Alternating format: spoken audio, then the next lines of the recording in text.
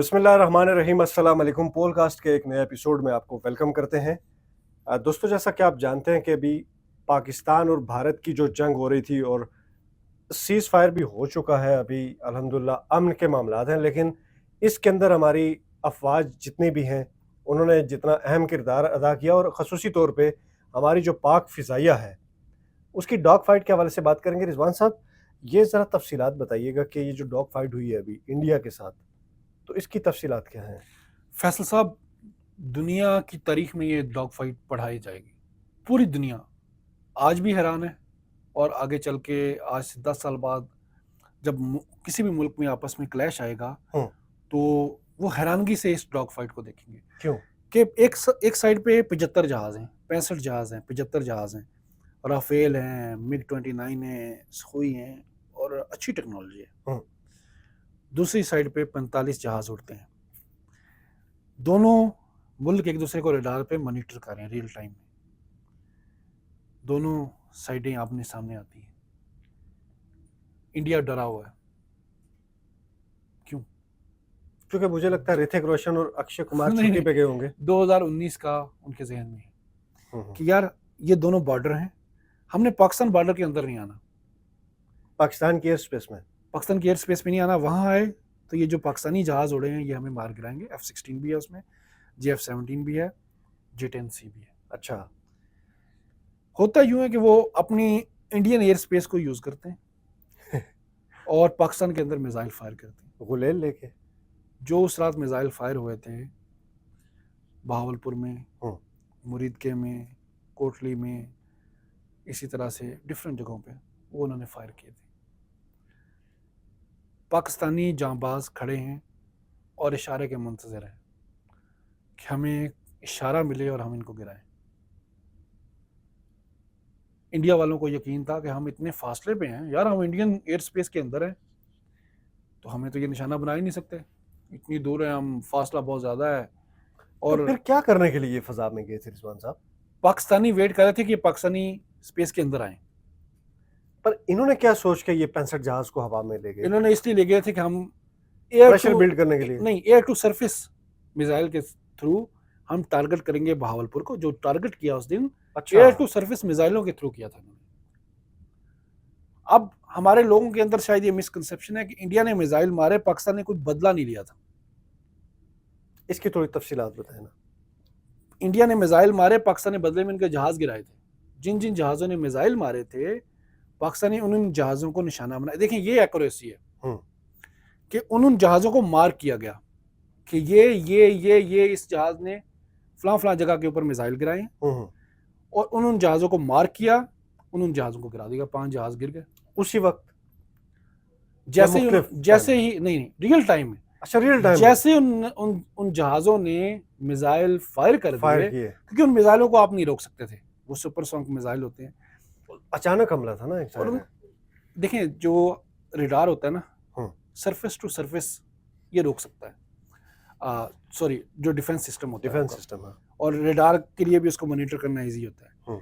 लेकिन जब air to surface आप मिसाइल मारते हैं ना, उसको रोकना काफ़ी मुश्किल, इम्पॉसिबल होता है तकरीबन। इसलिए वो मिसाइल रुक नहीं सके थे।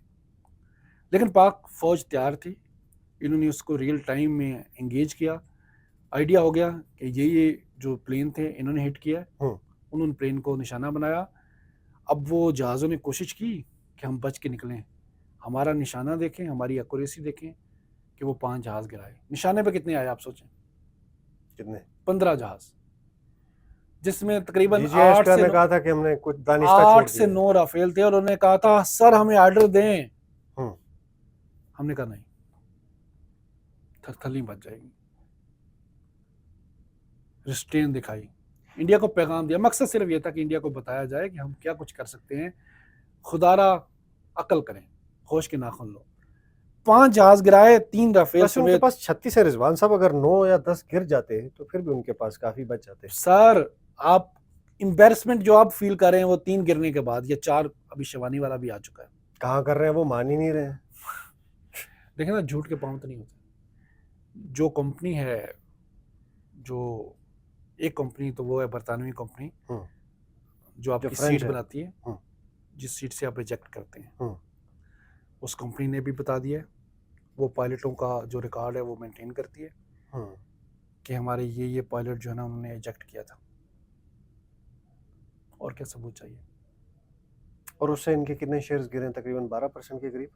शेयर तो गिरेंगे और JF-17 के और J-10 के शेयर जाएंगे तो ऊपर। आप नहीं समझते कि ये जो आलमी ताकतें हैं जो बड़े पैमाने पे इस तरह के एडवांस्ड जेट्स बनाती हैं, फाइटर जेट्स, ये इंडिया को मजीद आगे जहाज देके अपनी साख को नुकसान नहीं पहुंचा रहे?